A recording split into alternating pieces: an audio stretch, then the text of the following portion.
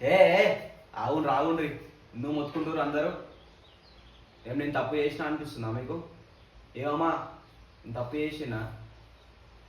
ఆ? సరే, నేను ఇక్కడనే ఉంటా, ఇక్కడ పోను. నేను ఇట్లా తప్పు చేసినా అని చూపించారు అనుకో, మీ అబ్బాయి ఇక్కడనే బట్టలు ఇప్పుకొని తిరుగుతా అంతే, మీద కిరోసిన్ మోసుకొని చచ్చిపోతా. ఏమంటున్నా ఇంటూరా అందరూ? ఆ? నిరూపించట.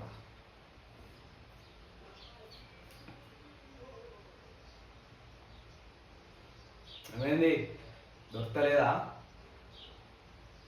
ఏమైందిరా? అరే నువ్వు ప్రూవ్ చేయలేవురా బాయ్, ఎందుకంటే నేను తప్పు చేయలేదు. అరే నీకు వాడిని పిలువురా, వాడిని పిలుస్తే అర్థమవుతుంది, ఎందుకంటే వాడు నేనేగా ఉంది అని పిలువురా.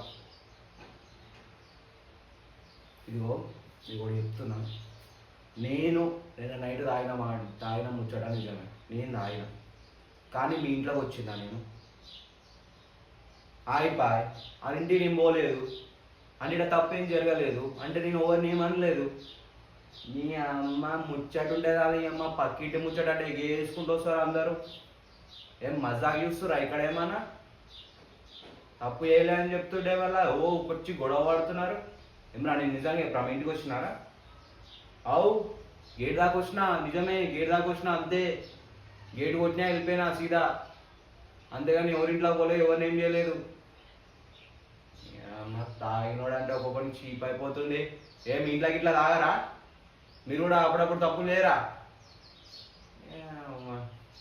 ఏం చూస్తారు ఇక ఇంట్లో పోరి? ఏం పని పడలేదంటుంది. పక్కింట్లో గొడవలంటే ఏ దుర్రుకుంటూ వస్తారు ఏమంటే. సార్ నడో.